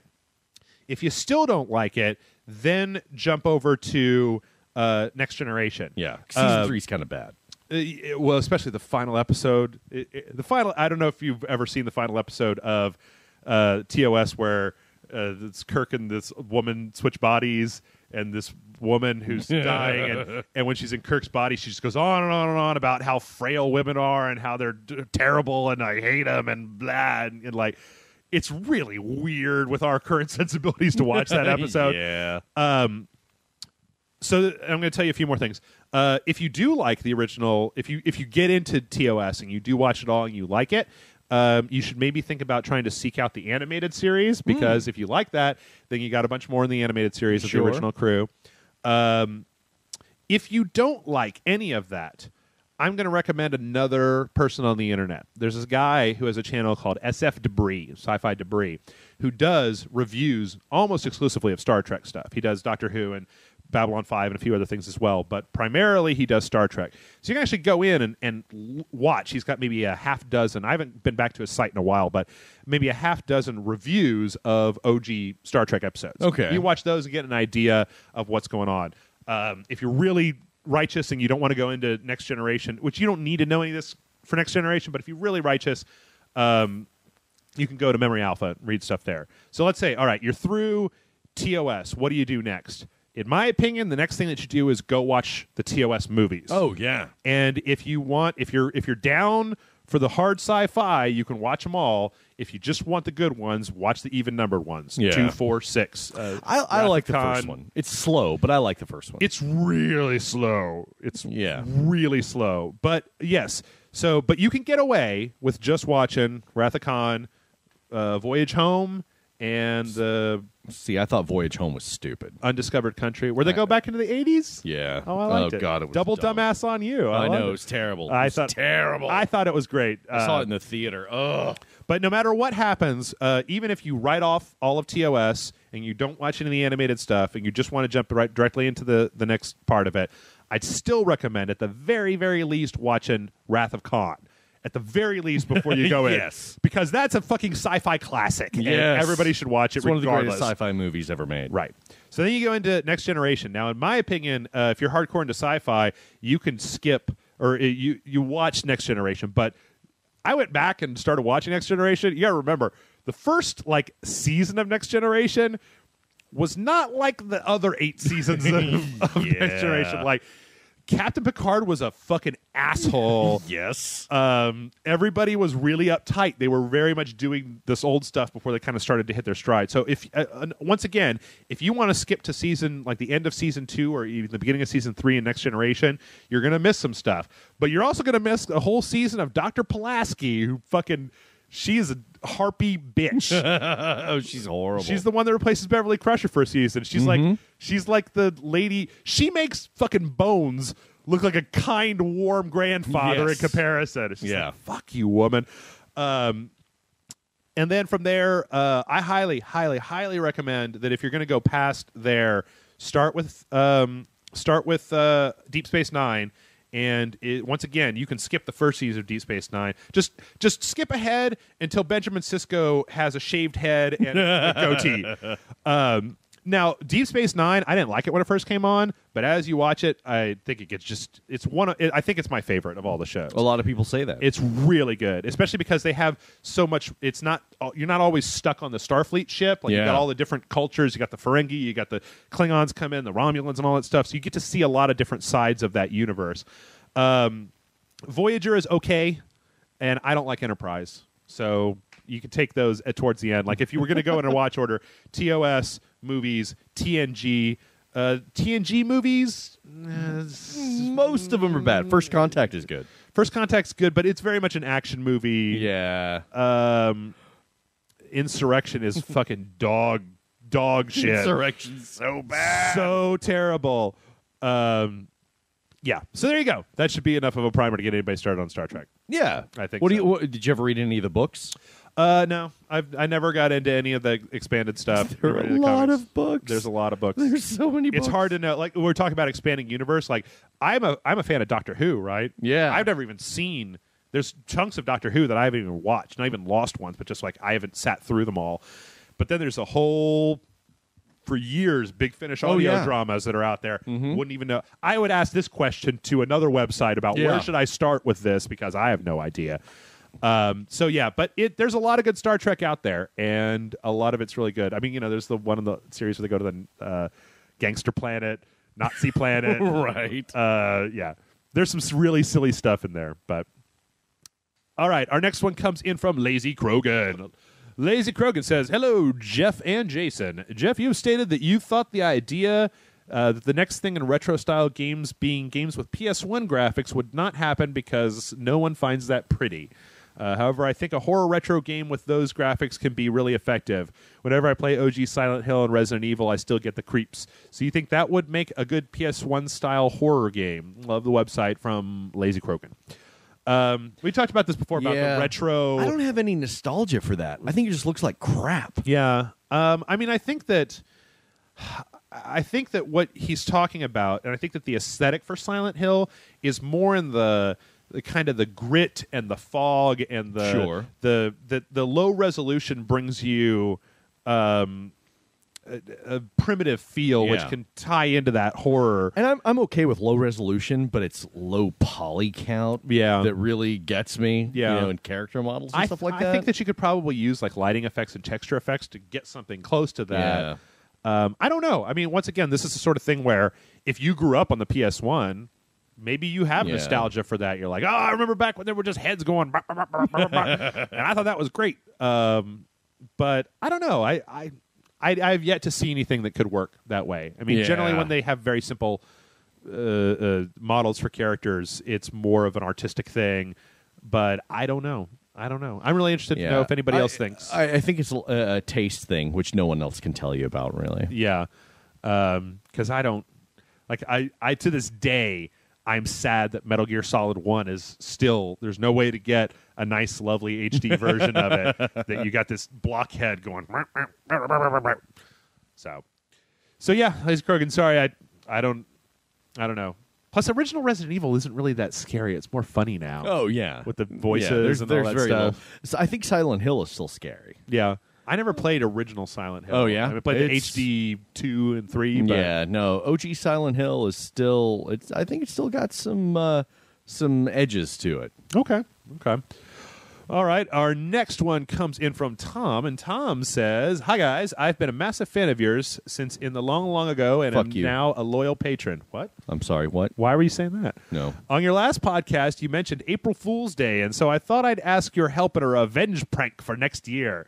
You see, I forgot what day it was, and my girlfriend messaged me at work to say she'd found out she was pregnant, at which point I understandably shat myself and totally fell for the admittedly obvious prank. So now I want to plan a very effective and probably overly complicated revenge prank in time for next April. I'm thinking maybe faking my own death or something. Do you guys have any ideas? Thanks for all the hours of entertainment, Tom. I think that both of those are not really like pranks, like... I don't know, like just getting a text message from your girlfriend saying like, "Hey, I'm totally pregnant." Yeah, that's shitty. Where's the funny part in there? No, I got your back, Tom. All right, Jason Murphy, professional prankster. This is an easy one. This actually happened to a friend of mine, only not a prank at all. You need to leave. Use your printer. Mm-hmm. Get a friend to mock up a receipt for you. Okay. Maybe something from your local pharmacy, like one of those type receipts. Yeah. And put the name. You'll have to do some research. I don't know what it's called. Thank God. But put your name on there, Tom, whatever, and a prescription for a month's worth of whatever the drug is for genital warts, and you just leave that out. And let her stumble across it. You got to be subtle about it, right? But just leave it out. Let her find it. Maybe put it on the coffee table or something like that. That'll get her. That'll get her. These pranks seem really mean. Well, yes, I'm not a good prankster. I could tell you. I just think the idea of like of somebody sending you a text message saying, "I'm pregnant. You're the father." That like when they're like, haha, April Fool's, be like, what is wrong with you? What the? I told my boss that I had to leave now, and like he said, you'll be if you leave, don't come back. So I quit my job. So our fictional baby is gonna starve to death, right? Tom, I think that's what you should do. You could hire a bunch of thugs to like kidnap her at work and throw her in the back of a trunk and drive her around for a while. Kind of a crime. kind of a crime. Awesome. Okay. Awesome. Yeah. How would you fake your own death? How would you fake your own death? How would you, Jason Murphy, how would I fake do your it? own death? I would. And then when you did this, I want you to reenact for me the conversation that you and Allison have when you tell her it was an April Fool's prank. I want to see what the reaction. Oh, yeah. I think you know what that is. I think you know that's going to end. No, if I were going to fake my own death, well, you have to build it up. You have to make it look like a suicide. Okay. And you have to be committed. You have to like maybe make some mopey Facebook posts, mopey Twitter posts, and everything about how you're in debt. It's a horrible life and everything, and it just gets progressively darker. Okay, and then maybe you sell a bunch of stuff at the pawn shop, and then you disappear. You park your car on a bridge overneath a raging river. Okay. And with the door open, and you leave a suicide note. Right. And then you walk away. Mm-hmm. Death faked. Okay. There you go. But what do but see, the thing is that, like, at this point, what we're talking about is actual, like, if they found out that you were still alive, if they found out you were still alive. Serious crime, right? Oh, yeah, totally crime. But I'm going to go back to your thing is that, like, you can't empty out your bank account if you're going to do that, right? Because they'd be like, when they start investigating you, they'll be like, no, there are ways around that. Cars on a bridge. You could do that. There are ways around it. How do you empty out your bank account? You empty it out, and then you start giving it to random people. You start giving it to people who maybe investigators would find, saying, oh, yeah, that guy gave me like $200. Right. But then you keep the rest of it. It's an investment. It's an investment in faking your death. And like, oh, he was giving away all of his money. Oh, my God, he really was doing it. Okay, all right. Yeah. But so how do you do it April Fool's style? Just like that. You know what you could do is, how do they have, no, because then when the cops find you, and it's like, okay, you're under arrest for. Okay, you know what? What would they if you want to get away with it and not get arrested, you do all of that. Yeah. But don't leave the suicide note. What if you okay, well for this guy, you just say like Tom. No, I just decided fuck it. I went to Denver and started a new life. I'm thinking what if you So you don't want to convince the girlfriend about herpes or genital warts. You want to convince the girlfriend, "Oh, Tom is dead." Well, no, what I'm thinking is like you buy one of those harnesses where you can like have a noose around your neck and hang from the ceiling, and then she comes in and she goes, "Ah!" and then That's you go, good. You can do that. You know, because then it's like, That's a oh good my one. God. I mean, it's not extended, right? Yeah. That's the problem that I have with sending you a text message saying that I'm pregnant and then letting you stew with that. For me, a good prank is like you get them and they're got, and then you're like, haha, and then like, oh, you got me. You don't let them just sit there and be like, oh, fuck, what am I doing with my life? Can I get an abortion? I don't know. Like, it depends on how much you want to make your significant other suffer. That's another thing. I'd been single for too long. So then, okay, how hard would Allison stab you if you were to fake your own death? She would punch you right in the balls? The knife would get broken off in my cavity, and then she would go get another knife. Right. And stab you a few more times and then call the paramedics. Yes. What would be, okay, let's brainstorm real fast. What would be some other good things in the same vein as I'm pregnant that would be good April Fool's jokes? Fake your death. The genital warts one. Warts. I think that's where you got to go. You could set up, you could get somebody that you know to send you a bunch of, like with a burner, a bunch of like, I'm cheating on you text messages. The problem I wonder about this is that if you do that shit to a woman, she's probably going to have it in her head that like that was actually for real. Like the genital warts thing, you'd be like, haha, April Fool's. She's like, you're just covering. You actually have genital warts. You're just covering by April Fool's. This is why I don't play any pranks like that on Allison. Because it will stick with her and she'll just think something about it's like, maybe it was true. Right. And like the better that you did it, you could have a kid come up to your door, or a woman with a kid. Right. Actors and actresses, hire them, come up to your door and say, well, I'm your son. Yeah. Something like that. Right.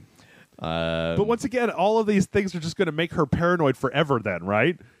Something ridiculous. Something like laxatives. Yeah. You got to be careful because you can kill somebody with that. But you want to take them just to the point of death. You want to hurt them. You don't want to kill funny. Them. Yeah. If you kill them, that's not funny anymore. Killing, that's not funny. Okay. All right, Tom. Well, I feel like we kind of. I think so. I think we've given you some good ideas. Some ideas. Hit me up on Facebook, Tom, if you need some more help. Right. I got your back. Our next one comes in from the Illegal Swede. And Illegal Swede says, hey there, Jeff and Jason. He's got a TLDR version. I'm going to read the long one. I've been getting into an argument with this guy on the forums about whether his opinion is credible or not. Made several criticisms and statements about Titanfall. He noted that while he had not played the game, he had watched gameplay on YouTube and said that he didn't need to play the game in order to condemn it. I argued that viewing an experience is very different from experiencing firsthand. I compared it to watching a video of somebody driving a speedboat and driving a speedboat yourself. They're two very different experiences, but he did not understand this. Thanks, guys. Illegal Swede. So you think? Yeah. I think this is a gray area, right? It is. Not because everybody's thing. entitled to their opinion, But I make off the hand, completely uninformed opinions, or off the cuff, completely uninformed opinions all the time. Yeah. But I do have to say, like, we'll just go with your example, Illegal Swede, Titanfall. Yeah. Watching Titanfall, I would think, oh my God, this game's amazing. Yeah. Playing it, I think, oh man, this is amazing. I never want to play it again. Fuck this game. Fuck it. A lot of resentment built up against Titanfall. Yeah, because I'm terrible at it. I'm terrible. It's a great game, but I'm terrible at it. I guess what I would say is that I don't think that either one of them are right. Because I feel like if you've let's say you've played a bunch of first-person shooters in your life, you can watch a video of a first-person shooter and get a gist. You're not 100%, but if you've played a bunch of online multiplayer first-person shooters and then you watch a video of the next one, you can get some idea. Or if you've played, say, cover-based shooters, you see a cover-based shooter, or RPGs or things like that. Or if I'm going to eat something and it looks disgusting, right, and it smells disgusting, I think I'm okay in saying that's disgusting, right, without actually eating it. Yeah. So, yeah. That's the thing about opinions. Everybody's got one, and they're not necessarily wrong, but It's. I think I've been thinking about this a lot recently, and what I've come to is the idea that I think people are too hung up with being right or being wrong. Yeah. It took me, right, and it's taken me a long time to get to that with myself. Yeah. Dude, I was totally wrong. Like, we do this podcast, you got to talk. I talk all week, every week. Invariably, I'm not going to know something. Some shit's going to slip out of my mouth that's wrong. Right. And there was a time where I would just be like making all these. I'd be like, I wasn't wrong. It's just blah blah blah. But sometimes you're wrong. But being right doesn't make you a good person, and being wrong doesn't make you a bad person. And I think that you can have an opinion about something. Like, I watch a trailer for a movie, right? Yeah. And go, that looks like shit. And then people will be like, did you watch it? And I'll be like, no, the trailer looked like shit. And they're like, well, you can't have an opinion about it unless you watch the movie. And I go, well, I'm not judging the movie. I'm judging the trailer. And the trailer looked like shit. I've seen enough movies and enough trailers in my life to see this trailer and go, no. What do other people's opinions matter? Well, I've thought about that a lot, too. And I think that it comes to, in a lot of cases, they shouldn't. Yeah. But we're very social creatures, right? You like some stuff that I don't like, and right. vice versa. Sure. So, whatever. Yeah. I mean, it's just, I think that we've talked about this in the past a few times. Sometimes when people don't like something, they dislike it so much that it starts to wear on you. Not necessarily like they hate it, so you're like, well, fuck, I guess I have to hate it now. But like, when you have a friend, or like the guy talking about Boba Fett, right? When you have a friend, well, he's just wrong. And it's just like, will not shut up about how much they don't like X. Right. I have a friend who emphatically hates the Arkham games. Yeah. And whenever they're brought up, even tertiarily, you talk about Batman in a conversation, and he will always drag up, I fucking hate those Arkham games. Just total shit. Yes. Of course it is. And I'm like, well... And then you say, well, I disagree with you, but you're welcome to your opinion. And he's like, no, it's not an opinion. They're shitty, and if you like them, you're stupid. And you can only hang around that attitude for so long. That's before true. you start to just either be like, well, fuck you. Yeah. You just start to have the same reaction. Is their vitriol is so amped up that you feel the need to just be like, well, fuck you, with your opinion. So what I generally tend to do is just stop listening. Yeah, at this and point, there's nothing wrong with that. Is say, if nothing wrong with that. If this guy on the forums is so emphatic about like a Titanfall, also remember you're not going to change his mind. Yeah, remember the teachings from that one podcast that I told you. You're not going to change his mind. You're generally 99.9% of the time you're not going to change a person's mind on the internet. Yep, they're going to state their opinion. You're going to state your opinion, and you can both basically just scream your opinion at each other. Yeah. Nobody's going anywhere. Yeah. Fuck, that's true for real life. You meet people in real life who are hardcore government, religion. Yeah. I got an opinion about something. Westboro Baptist Church. You're not going to change Atheists. their mind. Two different, completely different ends of the spectrum. Right. Nobody's going to convince the other one that they're right. So it's never going to happen. It's fine to have an opinion that nobody agrees with. And I would say that I think that this guy on the forum has a little bit of a point, but it doesn't really matter because if you like Titanfall, fucking play Titanfall. All right, this one comes in from Jason. Hey guys, love the site, love the shows. This is you, isn't it? It is me. Sending me questions. Yeah. Okay. Jason has a huge dong, clearly. Hey guys, love the site. Love that Jason guy. He's a sexual tyrannosaurus. That's true. I have a question for you. As a person who was fortunate enough to get both of the new consoles, I've noticed an annoying trend with some of the new games. Titles like Forza 5, Thief, and in some ways Titanfall, I've noticed clunky and unintuitive menus, interfaces, and design choices that I thought we had gotten worked out years ago. What do you think it is that causes developers to lose their goddamn minds when it comes to UIs whenever a new console comes out? Thanks for taking your time to read this, Jason. Right there with you, Jason. Yep. I'm going to say I think that there's one big thing, and I don't understand why these new consoles felt the need to get rid of start and select buttons. It's you don't have to reinvent the wheel. Right. There is a muscle memory there that's been around for 30 years. Yep. Or 25 or whatever. And that not just the start and select thing. That's with UIs and menus and everything. Mm-hmm. It's people will start understanding a certain way to do things. And why can't you guys settle on things? Because you always think that you can do it better. Right. Maybe you can, but really, even if you can, you're wrong. Because even if it's a better way, I think there should be an accepted way. Well, we had this conversation a while back where I said to you that I think it would be beneficial to all of mankind to have a regulatory body that comes up with, like, this is how menus work on everything. Yeah. That, like, this is what is in an audio settings menu. This is what is in a video settings menu. Yes. This is how you get to the subtitles. They're all called settings. Every one of them's called whatever. Pick one. Options, preferences, settings. They're all called one thing now. And that every UI, Mac, PC, Linux, consoles, your phone, fucking the internet, everything is going to, we're all going to agree that settings is where you put settings.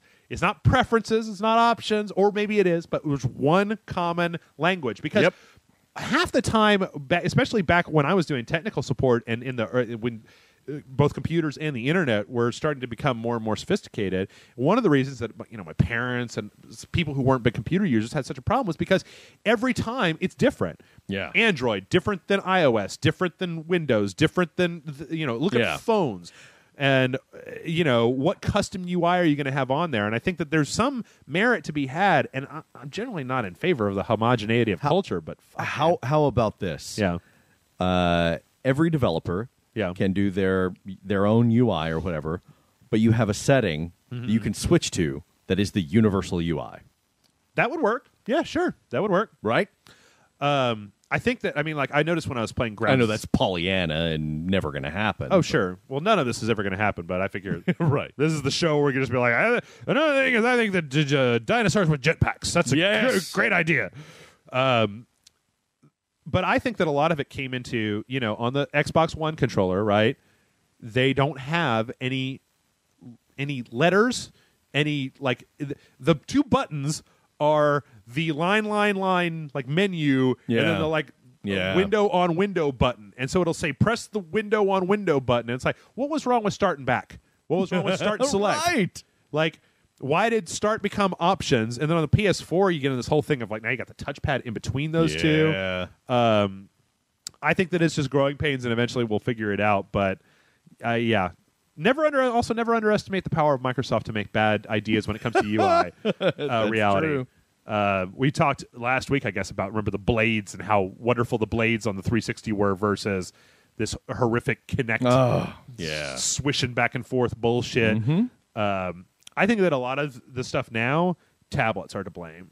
That the idea of tablet style interfaces has become the norm, even on interfaces where you're not pushing the screen.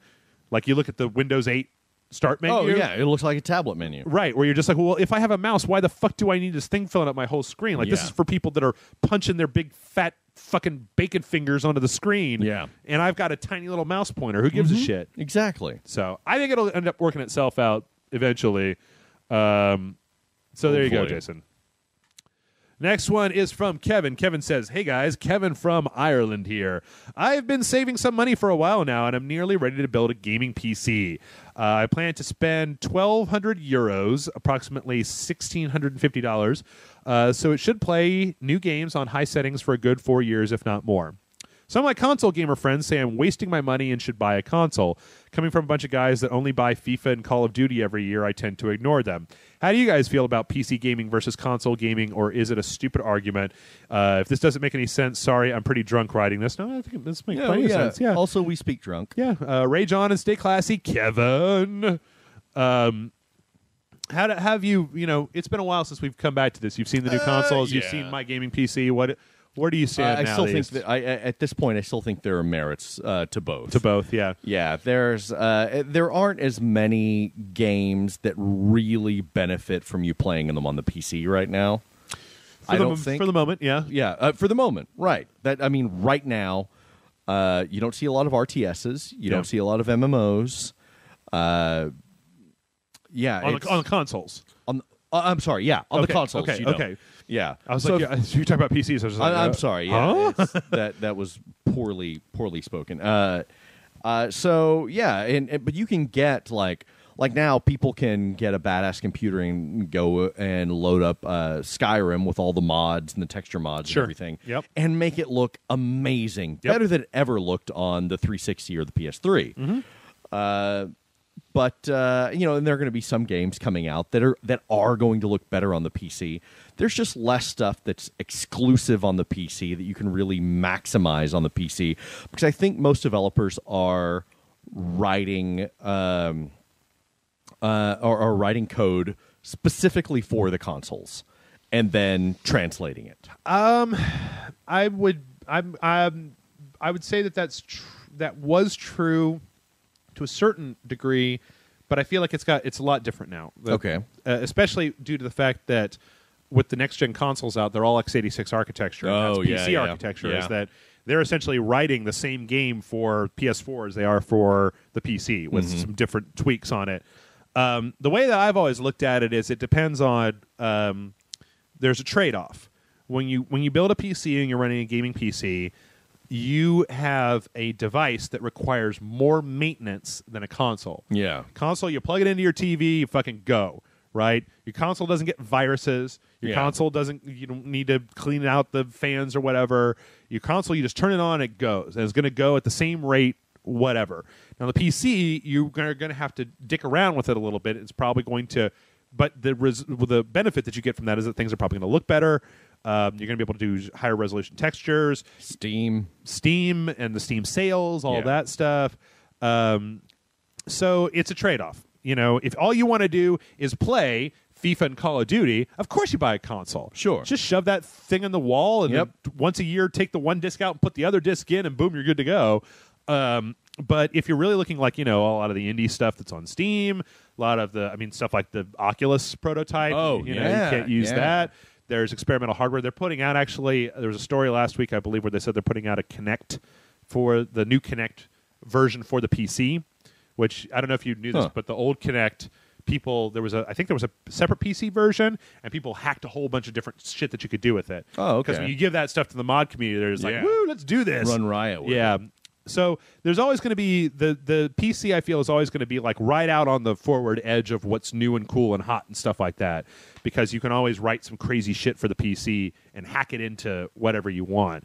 Whereas if all you're looking to do is just play games and you want something that's reliable, that's not going to not going to have a lot of maintenance or whatever, that's a console. Just plug it in, sit on your couch, play motherfucking video games. Pros and cons to both. Absolutely. Right now. Absolutely. I would say I don't think there's ever been a better time to buy a PC. Okay, yeah, because you can get stuff really cheap right now. You can get PC hardware cheap, you can get PC software cheap. Yeah. So. All right, our next to the last question comes in from Noel. Noel says, question for Jeff. In a previous podcast, you mentioned that you are not a fan when superhero movies try to be dark and realistic, but what if it's in other mediums like comic books or animation? Thank you, Noel. This actually ties back into that editorial that I was talking about before. Yeah. With the Captain America. I feel like, we'll say this stuff on a podcast, people comment about it, and then I'll think a little bit more about it. And to clarify is that if you're using dark, gritty, and realistic as a shortcut to make your story seem like it has more gravitas than it really does. Right.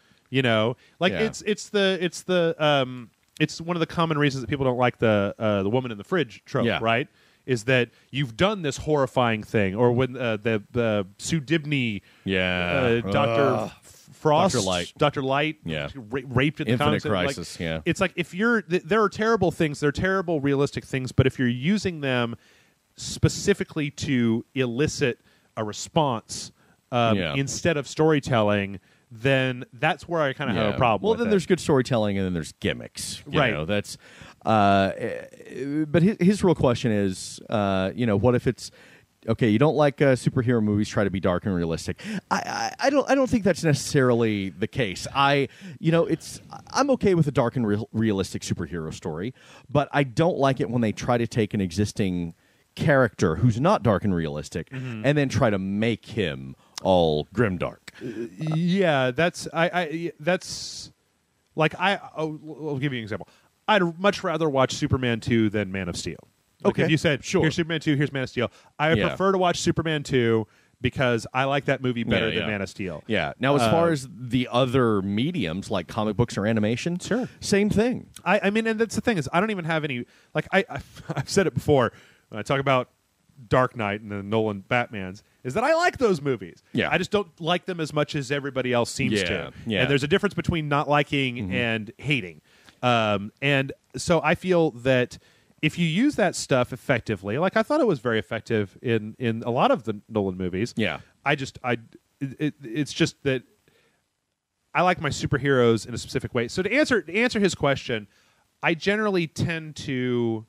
I think dark and gritty has its place. I think it depends on the superhero. Sure. Oh yeah, yeah. I think definitely, it very definitely. much depends on the superhero. Yeah. Like I would much rather read a dark and gritty, say X-Men book than a dark and gritty Superman book. Yep. Because I like my Superman Truth, Justice, and the American Way. Absolutely. Yeah. Well, they recently, just this week as we're recording this, they came out with a new Iron Fist comic. And it was kind of a new take on the character, and it made him to be this hollow, broken guy who just couldn't connect to people, and he was hateful and everything. How do you feel about that, Jason? I did not like it at all. It was well written, Sure. but it was the completely wrong take on the character, especially considering what Ed Brubaker and Matt Fraction had established since 2006. Right. And so I thought that was applying grimdark where there didn't need to be grimdark. Sure. So yeah, I think it has its place in all of those mediums. Absolutely. But just don't just make sure you're putting it in the right place. Yeah. And I mean, I talked at length about I prefer certain superheroes, certain of my superheroes to be, and this goes back to the thing, Captain America, Superman, there's certain superheroes out there that I prefer to look at as this idea of This is what we could be. It was this kind of and I understand there's people. I was reading some comments on that article that I was talking about before. People are like, that's a really simplistic view of the world, and I go, okay, I accept that. That's fine. I accept that. That's naive, and that's things what makes, aren't really like that. That's what makes those stories even more interesting to tell today. Right. Much like, from what I understand, is Captain America 2. Right. And I'll actually say I was thinking about this while we were you were talking. There's the 100 Bullets team, right? Is that Brian Azzarello and I think so. Yeah. I don't know who's the other guy. I want to look this up. But they wrote 100 Bullets, and 100 Bullets is very gritty, and that's a comic book, and I really really really enjoy it. Let's see, Brian Azzarello, and then Eduardo Rizzo is the artist. I love his art. But then they did a run on Batman, where they basically had Batman as a super noir, super gritty, dark, and I thought that was great because for the Batman character, it totally works. But if they were to do that to Spider-Man or Flash, I think that could totally work as well. It could, but only in little spots. Like Spider-Man's got some dark stories, like Kraven's Last Hunt and stuff like that. But I don't think that's not what I want to see. I tell you, I think that overall, I think that and I love Kraven's Last Hunt. I'm not a huge Spider-Man fan, much to the chagrin of like 6 people that I go to the bar with every week. Yeah, but I really enjoyed. Who was it? Who did Ultimate Spider-Man? Bendis and Bagley was the main artist for a while. I really liked those. Oh, they were comics. great. Yeah, they were very good. And they were a very good. That was, I think, when you look at those comics, it was a very good balancing act between being realistic enough to have the drama of human life in it, but also Spider-Man fighting Electro, and like that kind of stuff. And having fun. And right. And there were parts of it that were. I have a bunch of comic books in my bathroom, so I end up reading the same comic book over and over again. And I've been reading the one with Venom, where they bring in Venom into the Ultimate Universe. And like, I think that those are really well written comics. I just hate it when, like, the Man of Steel movie. I didn't think they needed. I don't think that adding the gritty realism to that added anything really to the plot for me. You know, because I would have much rather seen. But then you get into like, well, what do you want what's the Kevin Spacey Lex Luthor Superman? Superman Returns. Yeah, and I'm like, no, I don't want that. No, I don't want that. Terrible, worst Superman. No, not the worst Superman movie, but pretty bad. That's Superman 3, right? No, Superman 4. Superman 4 was the worst Superman. I've never seen it, but I hear it. They got the Captain Nuclear that's got the oh my god, that's got Lex Luthor's voice coming out of him I've seen or whatever. it many times. Yeah, it's very, very bad. I hear the intro is just abysmal. It is. Yeah. So yeah, there you go. Also, I think that my favorite Superman in the last few years that I've read was probably the All-Star Superman. Yeah. And that was very strange, but it was also kind of gritty in its own right. Where it goes in a way. Yeah. Bizarro. But it also had this ongoing thread of hope and optimism through it. Sure. As any Superman choice. Maybe it's just the art. Should. Maybe it's that. Who's the guy that did the art on that? He did Authority for a little while. Oh, not Stephen Hitch. Or not Brian Hitch. Was it Brian Hitch? He's got the real wide faces. Quietly. Yeah, Frank Quietly. Yeah. Maybe it wasn't actually very gritty. It's just that his art style is very weird, and you're just like, it's very strange art. All right, we got one more question before we go. This one is from Carlos. Carlos says, "Dear Double J's," I kind of like that. An abstract exercise: pick any cutesy G-rated game and turn it into an M-rated gore fest. Which game would it be? Do you have one? I pulled up this question and didn't think of an answer. Katamari Damacy. Oh, yeah? Yeah. You're the game as it is, but you're rolling through crowds of people and you're just tearing them up with limbs and blood. The Havoc physics engine. Yes. You're rolling this just giant a gore ball of horror. Yeah. Let's see. My first idea was Yoshi's Island, but having Yoshi actually be a fucking dinosaur with teeth, like T-Rex, right? Velociraptor, a Velociraptor with a baby tied to his back. Yes. I think that if you made Kirby realistic, it would be horrifying as fuck, right? Just fucking coming in and eating What everything. is that thing? Or have you ever seen that? There's a painting that was out there for a while that was. Like realistic Mario Brothers of actually stomping on the Goombas. Oh, and, yeah. like, hitting stuff. Yeah, just like jumping up and down on poor turtles. I would really like to That'd see. get gross real quick. Like, you know what? I tell you what I'd really like to see, not as a joke, but for real, is I'd like to see fucking Zelda in the hands of somebody that's going to make it into like an adult game. Marcus Nispel. Like M-rated Zelda, where there's some fucking shit going down in Hyrule, and like, no, you that can't would play be horrible. It. It's not even on. I don't ever want to see that. Well, the next one, somebody pointed out we were talking about Zelda at E3. That they already announced that Dynasty Warriors Zelda game. Oh, really? Yeah, where it's like I'm unfamiliar with that. It's Link and he fighting huge groups like Dynasty Warriors style. Oh, jeez. And it was just like, really? You guys really don't have any idea what to do at this point, do you? Yeah. You're really just fucking flailing. I think that's Nintendo as a whole. They still got Metroid in there. Do they? Dude, what if they made like, hey, you guys, you remember Metroid? Yeah. We own that. Oh. What if they were able to take, I don't know. No, I do know. Arkham Asylum did it. Okay. So what if they took Metroid, right? Yep. And they made it like Mass Effect, where you're fucking got all the social options and you're seeing Samus and you're talking to people, you're choosing Renegade, but then have the gameplay be like Arkham Asylum, where you've kind of got that Metroid style, right, of getting stuff to open up new stuff, and then you create a much larger Metroid adventure that's not just on one planet, it's over a galaxy. I'd give it a shot. Metafiction, right? Yeah. I would buy that game in a fucking millisecond. So, well, that's our questions. That's the questions, and that's the show for the week. If you have questions, which we're running a little bit low this week, so, folks, okay. If you've sent in a question and I haven't answered it before, you feel free to send it in again. I don't. And if you send it in 4 times, I don't pick it, then we're probably not going to answer it. But mail@rageselect.com is the address. Is mail@rageselect.com.